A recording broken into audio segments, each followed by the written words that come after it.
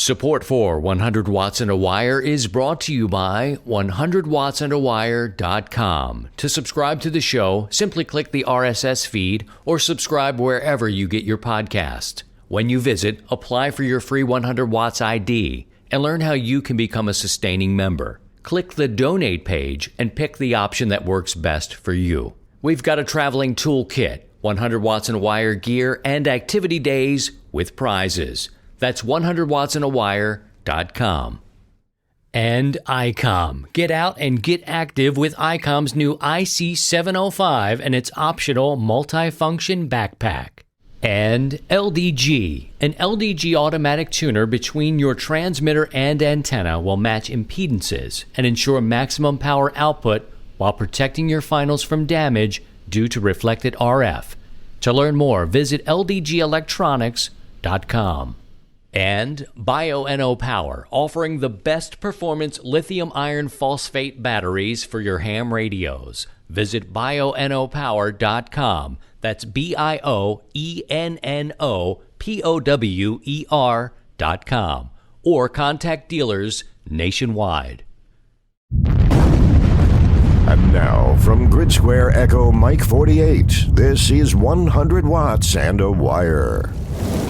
Well, how do you like that? A brand new opening there. A little bit of Fireball. I don't know what sort of thing that is, but it's new and there's a reason for it, and I'll talk about that as we get a little bit further down the road. I love the music, but we've been doing it for, 230 episodes, so it's time for us to change over just a little bit. It's Christian. How you doing? My call sign is Kilo Zero Sierra Tango Hotel. I'm here with the squeaky chair. I got to remember to do something about the chair. A little ass wiggle will, result in a lot of unwanted noise. But you get it. You understand. Man, a lot has changed in the world since we've last spoken. And, January is one of those months where, we're doing 2 shows a month, but there's more weeks in the month.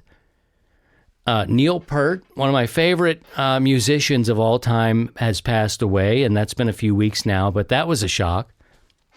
And then Kobe Bryant and his daughter and 7 other people crashed, and it just seemed like, what is going on here? What is happening? And that was a big story. I thought we needed to break in and talk about that. Not just Neil Peart. Look, I found Neil Peart when I was in elementary school. And my brother, who's a bit older than I am, had 2112, and Moving Pictures was probably my first ever record. And it was something that I didn't hear in my house. I grew up listening to the Allman Brothers and Steely Dan and the Beach Boys and the Beatles, of course. And that was always around. But when I could first get out and start listening to my own music, I found Rush. And so Neil Peart's death sort of, so premature. You think, he's relative, young guy, but a monster talent. And then fast forward just a couple of weeks ago now, we've got Kobe and his daughter and 7 other people, crashing a helicopter in the fog. So many questions. And, we're thinking about all the people involved and all that stuff. And then so many people every day are dealing with heavy things. But when the parts of your youth or parts of your life are sort of, kind of ground you a little bit more. But anyway, it's good to be back in the seat. I've got some friends here with me. We're going to bring them in just a little bit. I've got some news about CERTs. I was so excited last time we spoke. I was all signed up for this CERTs class. And I got one class in. It was on a Wednesday night from 6:30 in the evening until 10 o'clock at night. And I'm like, this training is super important. I'm going to do it. And I'm going to do it now because I had just come out of the ARRL course. What is it? EC001. They've got different levels now for Aries. And to get to level 2, I need to hit a certain amount of training. So I took that. It was a 9-week course, finished that up. It was, it was a relief to get it off, and it dovetailed right into the certs. And I'm there for 1 week. 10 people were in the classroom. Everything was good. We were assigned bags. I love bags, man. It had stuff in it for, digging in gravel. It was all kind of like, not high caliber stuff, a lot of cheaper tools, but things that get you started. Flashlights, digging tools, different tape, that sort of thing. And the next week, next Wednesday, we get an email from the man who's running the course. You had to go through the college to sign up. He says, we had 3 people drop out, and we have to cancel the class. And I was really heartbroken. I thought, man, this really sucks, because this was meant to be another 8 weeks in the classroom. And the last class, you spend all day at the firehouse. You're going to be putting out fires. They're going to not pretend, but I guess a drill. It's pretend, yes, but it's more of a drill, and it's organized, and you're going to kind of graduate on the 9th week. Cancel. Anyway, then I get to the point where I'm like, all right, well, if this is where I am, what's my options? And they say, well, we can try again. Try again is the thing I'm kind of hung up on, because I had already made my plans for Dayton.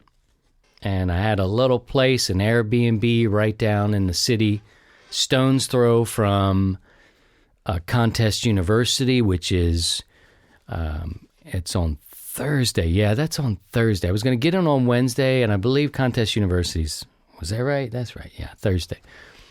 Anyway, had everything sorted out, and then I'm like, look, this training is important. There's a lot of things going on in the world, and I really do believe that we have to train the people.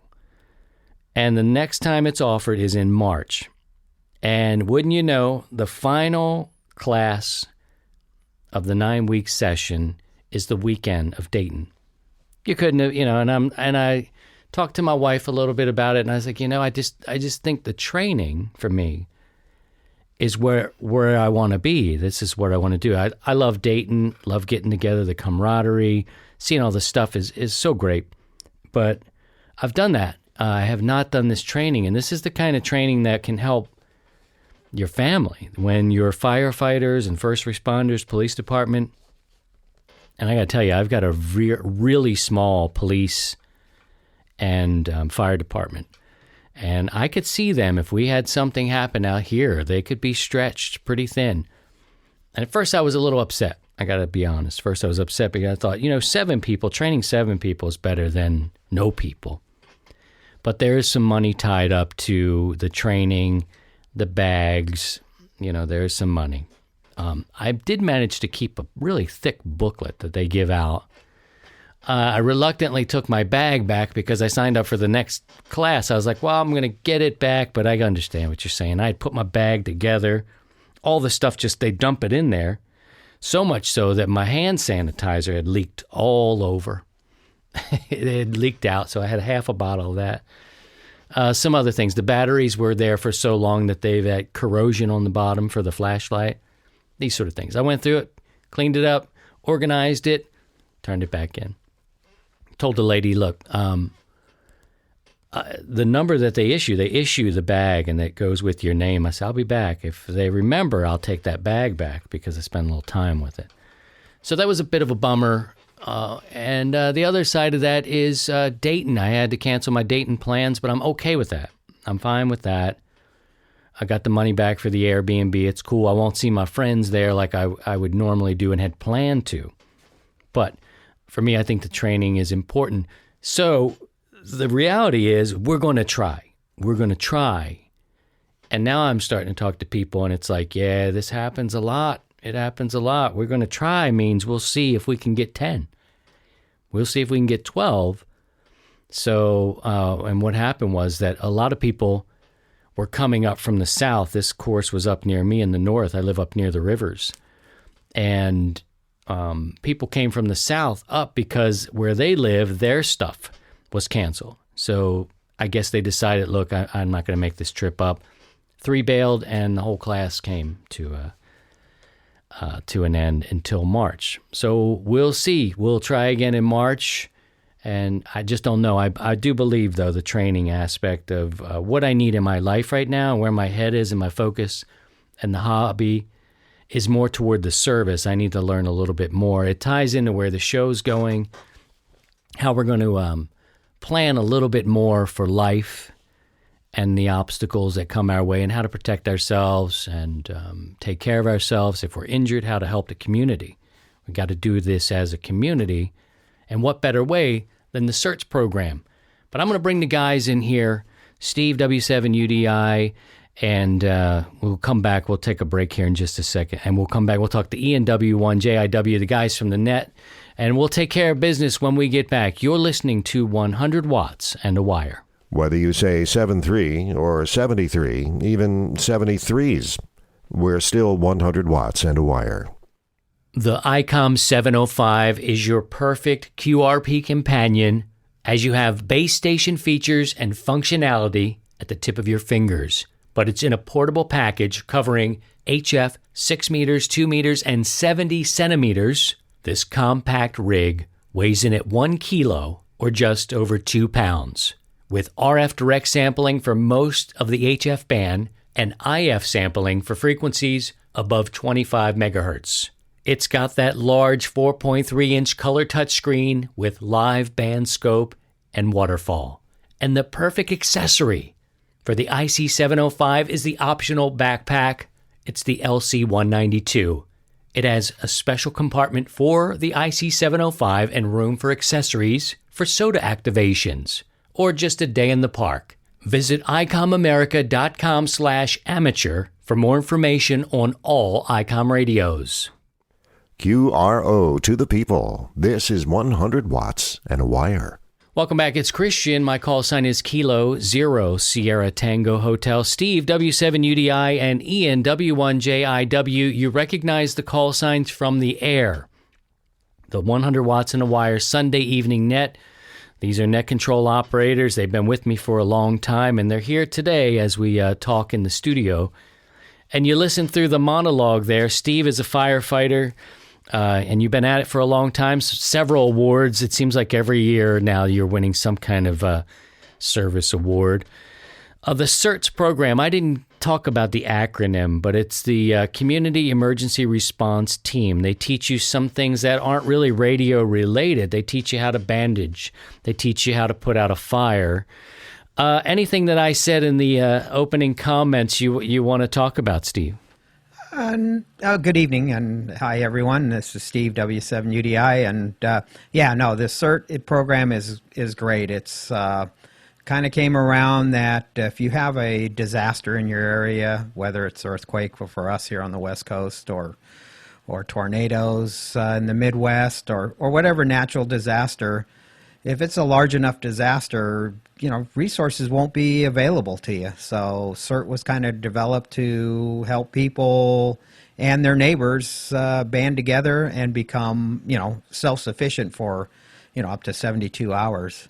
And there is a radio component about it. I know they've been pushing FRS, but for communications back and forth in the neighborhood. But some of the CERT instructions that I've seen and heard are they're pushing amateur radio and people getting their license and being involved in that. We got a CERT team where I work. I work for a utility, and we're doing it for the company. And people are getting CERT training at work, and they're going to use it at work and at home. So it's a pretty positive benefit to everybody.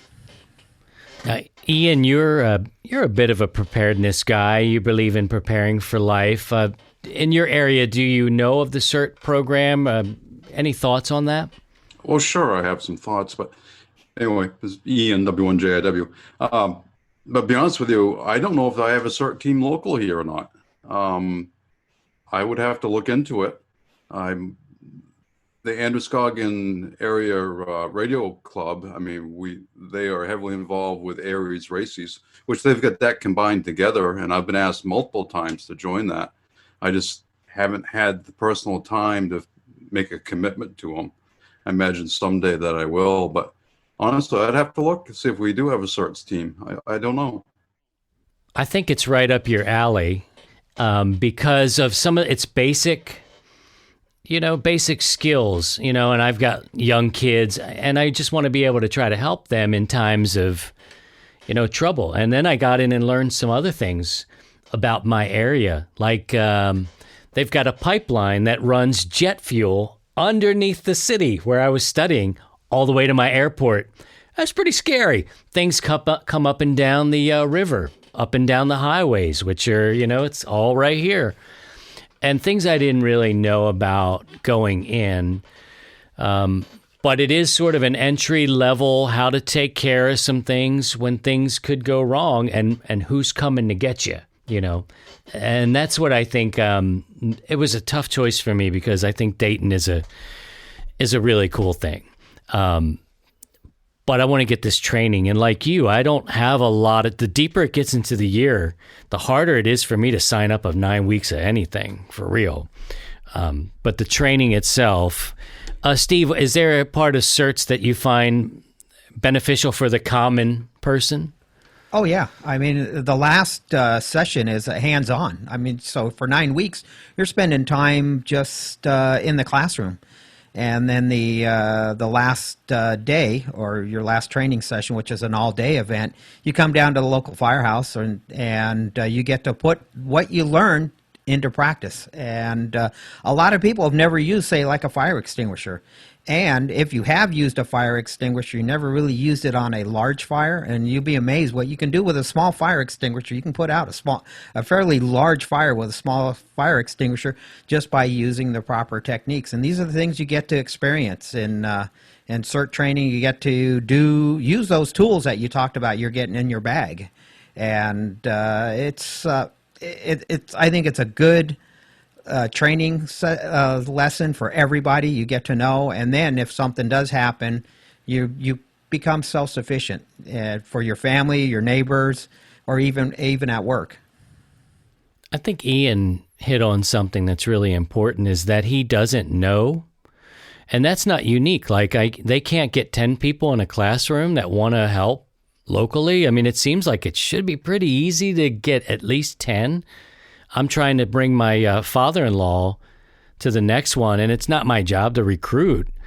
But if this platform helps people to go, hey, I think that's actually a good idea. And now, again, it does have a radio component.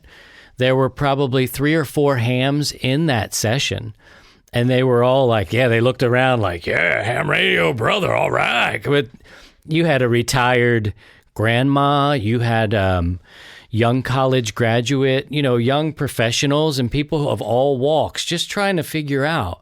But I think there could be a problem with the marketing of this, and not that I have the answer. I mean, we should use this platform and any other media platforms that may listen to this, try to pass that word out there, because it seems like it's funded enough, kind of it's FEMA-based, rooted in the information, and I think there's another third-party group that helped pay for the bags and the gear that was inside. But the marketing of this thing is not good, and it goes through a university here. It's a 2-year school, but you register through the school. So I don't know what they need to do, but if the fire department and the police department are shorthanded, and in my town they seem to be, they need to beef up the marketing effort. I don't know what to do. Do you guys promote anything out there? Either of you, if Ian hasn't heard anything, then he's not getting it. But does your fire department put out any information? A little bit, but not as much as they should. I think the biggest problem, and you guys touched on it, is your time. It's the time commitment. It's 10 weeks. 4 hours, what was it, 6 to 10 was your class, and then that's 4 hours a week, and then an all-day event, and then trying to plan things out for 10 weeks. That's the other problem is that people are having. So it's the time commitment is I think the biggest issue. Yeah, I agree, and we'll talk a little bit more about this as we go along. It was a bummer. It was a bummer to me. I put the time aside, and there's no real guarantees that I'm going to get the next one off. And I'm hearing from the locals. They're like, it may not happen. That's a problem around here. That sucks, man, because I don't have a lot of time to, I can give you the 9 weeks. So I'm making a commitment to go away from Dayton, which is a personal... Yeah, no, you get to go be with your friends and your buddies and all, but it's a personal kind of choice here, and I went with the training over sort of the pleasure aspect this time around. But I can tell you I'm going to be pissed off if they cancel this thing again. I will try again in September. Well, then guess what? I'm going to go stay at Steve's house for a week, and I'm going to ride on the back of his fire engine, and I'm going to ring the bell, and I'm going to dress in a Dalmatian outfit, whatever. Yep, you could but be I'm going Sparky. to get I'm going to get these skills one way or the other because for me it's really important. It's an easy decision, and we're going to take a break here, and then coming back, we're going to talk about probably the hottest topic and the most concerned topic that's hitting the world right now, and we'll come and do that next. When in doubt, hang 'em high. This is 100 watts and a wire. LDG is proud to introduce a full line of HF wire antenna kits using LDG's popular Ballons and Unnins. The wire antennas cover most of 80 through 10 meters and handle power levels up to 200 watts PEP. The wire antenna kits include a G5 RV, a 40-meter loop, a 40-meter dipole, an off-center fed Windom, and an end-fed long wire package. Each package contains stranded hard-drawn copper wire and insulators. LDG is a family-owned and operated company dedicated to bringing advanced, quality products to the amateur market. Support is only a phone call or email away. We're always here to help you. LDG Electronics. Everywhere you look, there's an LDG. Hello, everyone. It's time for the Yoda update. Last time we talked was in mid-December, and we were talking about Yoda December month, where we had youth stations all around the world trying to make contact. They had a set goal of trying to get over 100,000 QSOs. That was their goal. We managed to make 129,000 worldwide. In the U.S. here, we had over 10,000 QSOs. We had 15 operators under the age of 25, and they ran the stations K8Y, K8O, K8T, and K8A, spelling the suffix spelling Yoda. The event was organized by Bryant Rascal, KG5HVO. He had a small amount of time. We didn't give him a lot of time, but he did a fantastic job, and he was responsible for coordinating everything, also with Region 1, to make sure the logs get uploaded and take care of every housekeeping that needs to be done.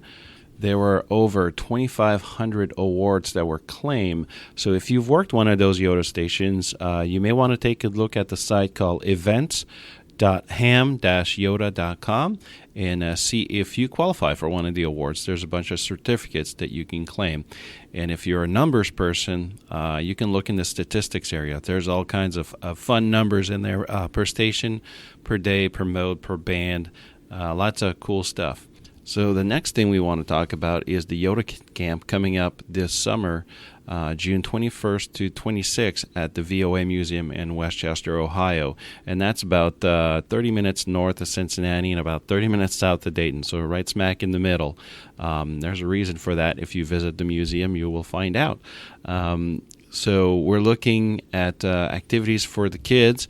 What we've planned so far, we've got a lot of cool stuff. We've got some contesting. We're going to do some VHF, UHF digital modes, learn about D-Star, APRS. We're going to do some kit building, some ARDF, antenna building. We're hoping to get some satellite operations in, do some demos there. There'll be a VHF contest from Kings Island, which is one of our local amusement parks here. We're going to have some social events. We've got dinner at Dave & Buster's, and we're going to be operating a special event station. Whiskey 8 Yankee is what you'll be looking for, and that'll be from the museum all week long. And also, we're going to have a remote radio at the hotel at night, so the campers can get on the air from the hotel, so that'll be fantastic. Now, who is this for? To participate in this camp, you have to be licensed anywhere in the Americas, but you have to have a license to operate amateur radio. You must be between the ages of 15 and 25.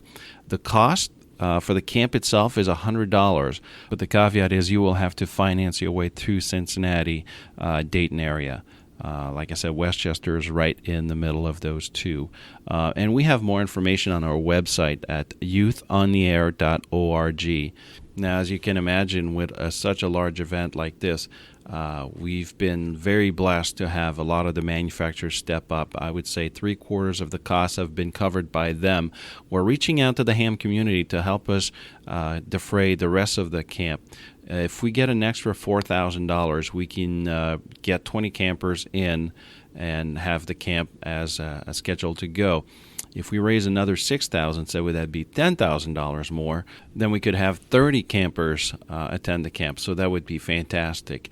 So we're quite lucky. In February, we're raising some money, and Steve, KM9G, was nice enough to come up with a matching donation. So for every dollar the camp gets, he will match the dollar as well, up to $4,000. So that's very generous of him to do so, and that will allow us to get more campers in this summer to take part of these fantastic activities.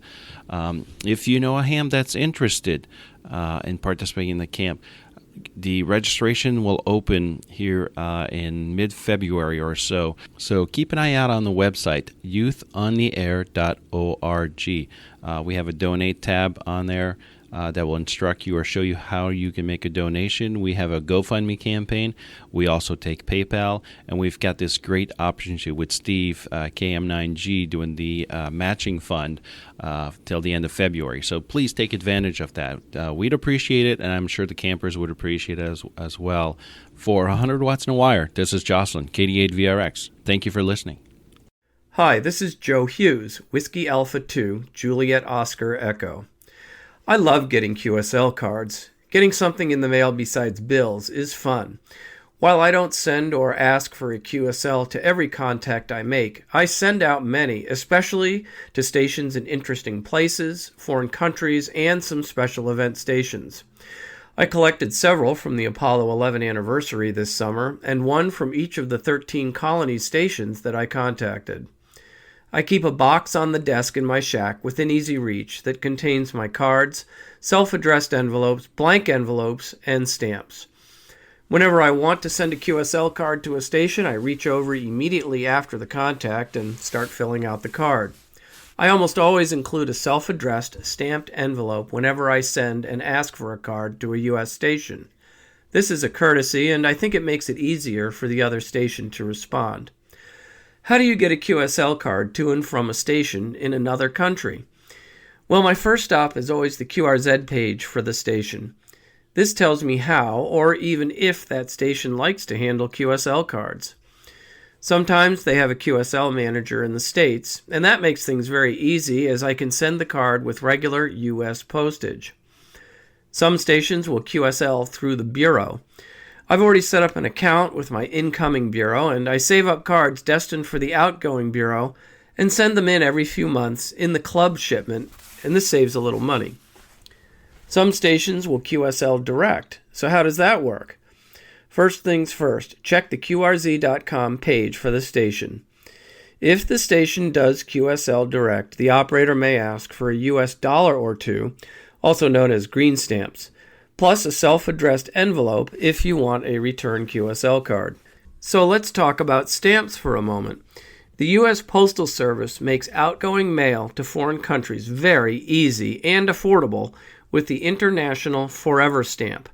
From the U.S. Postal Service website, we read that First Class Mail International is the most affordable mail class for sending postcards, letters, and flats to Canada and over 190 other countries. Use Global Forever Stamps to send letters or postcards weighing up to 1 ounce anywhere in the world, including Canada. Forever Stamps are sold at the current 1 ounce rate, but they don't expire even if the stamp price goes up. The Global Forever Stamp currently costs $1.15 for each 1 ounce envelope, and I keep several on hand.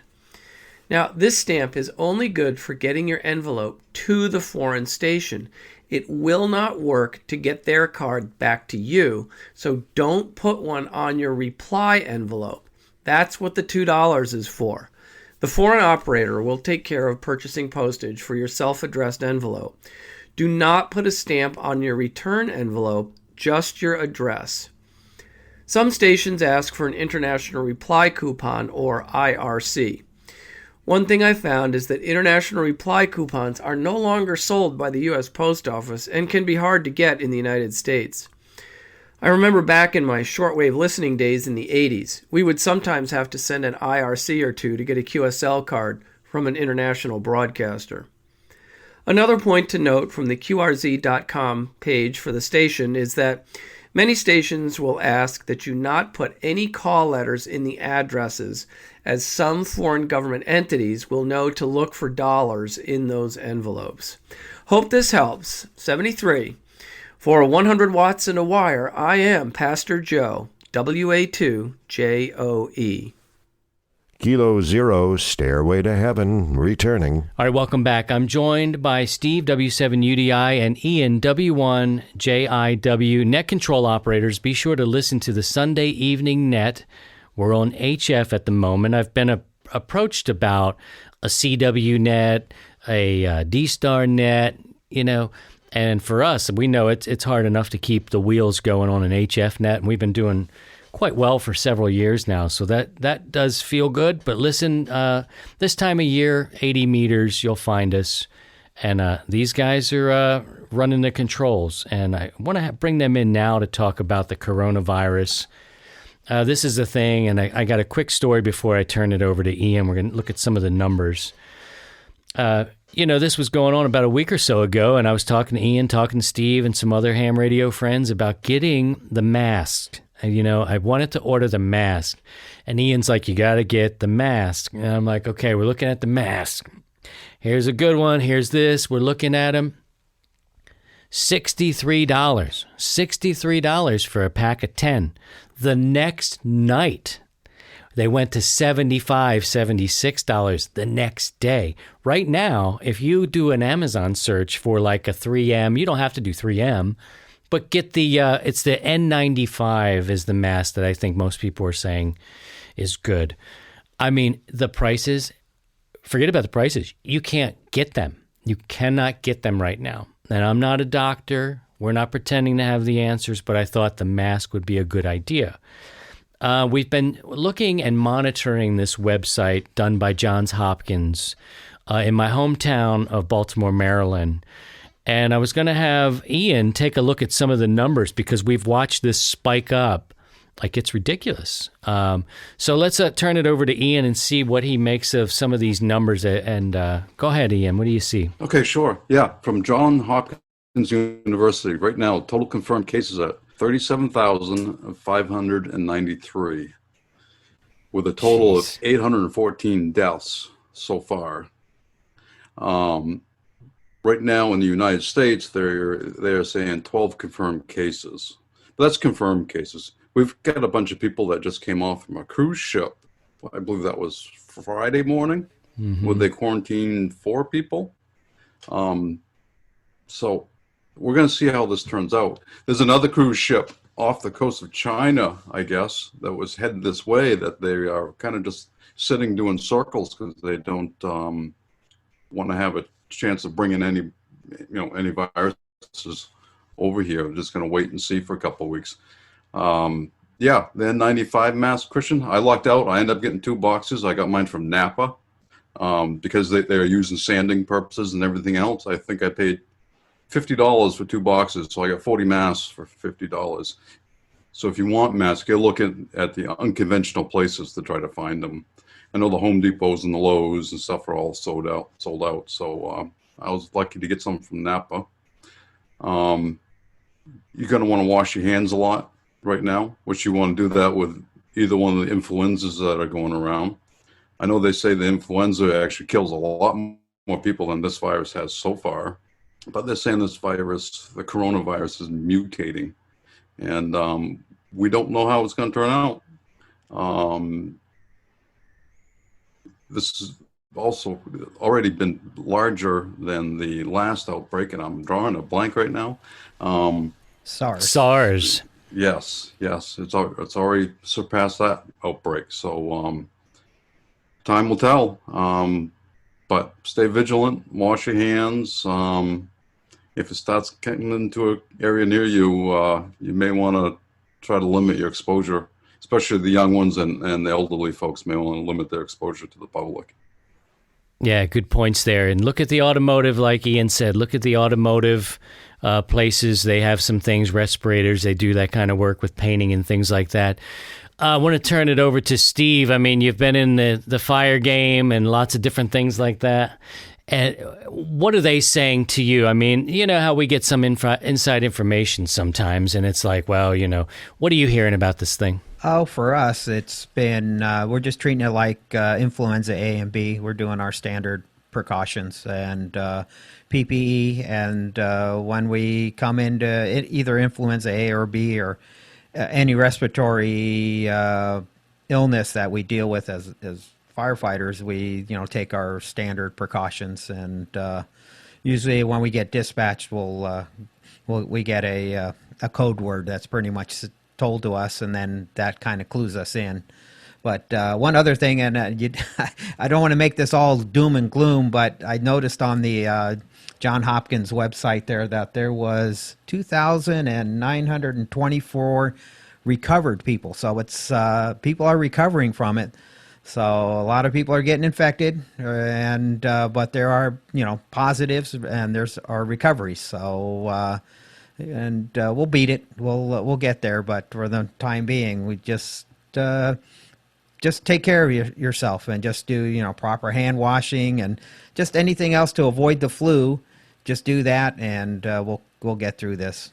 Yeah, you kind of wonder a lot of the and I talked to Ian about this because we're both. Well, who knows? It's interesting. You're not supposed to be the kind of prepper type of guy who's out there telling everybody what you have. But we do talk about entry-level preparedness. Preparing for life is kind of how Ian has framed it, and it's true, So, but you hear people talking about, and I think there's an industry around this too. It's an industry to sell you all these friggin' masks, right? I mean, the prices are through the roof. These things are worth $1.60 a piece, maybe $3, for a fancy one, but. I think there's a little industry tied to it. You get the media wrapped up into it too. So then you get a little bit of a panic. We just have a couple of minutes. Ian, is there anything that you would keep aside for situations like viruses? Is it like ibuprofen, the masks? Is there anything else you're thinking about just in case? Well, I know myself, I have a bunch of latex gloves. I have them because I use them in the shop. I use them if I'm going to paint. I use them if I'm a trapper, so I use them when I'm skinning animals. So I always have boxes of latex gloves kicking around. So I imagine if it came to your community, that might be a positive thing to have too. I've got rubbing alcohol. I've got hydrogen peroxide sitting. I have water and stored food in case you ever did have to bug in for a while if you weren't sure for let stuff settle down. But I would also urge people too is take everything with a grain of salt. Look up your facts, know what's going on, because you hear a lot of chatter on the bands right now, especially 75 phone, 11, 12 o'clock at night. So don't believe everything that you're hearing on the radio. Yeah, and follow that website. Does anybody have you guys got it pulled up? Is it easy to say, or is it a wild? It's wild website. trackcoronavirus.com. Okay. Yeah, and look for that. It's done by Johns Hopkins, which is a fabulous teaching institution and hospital. They'll take care of that. Well, that's going to do it for this week. We got a lot of heavy topics to talk about. You're welcome to drop us a line. Tell us what you're thinking. What are you preparing for this? What are you doing? These are some basic things that we're sharing with you. Be sure to stop at the website, 100wattsinawire.com. A lot of things there that you can get. People ask about the 100 Watts ID a lot. They also ask about the 100 Watts in a Wire toolkit, which I always fail to mention on the show. It's been across the country. I think it started in Maine. It started in Maine and has gone back and forth, and people leave QSL cards and they write in a log what project they're working on. It's a time-honored tradition to share your tools. And we've got a traveling toolkit. Just click on the website and you'll find it. Take care of yourselves and take care of each other. And by all means, if you can, please try and stay above the noise. To join the 100 Watts in a Wire community, visit 100wattsinawire.com.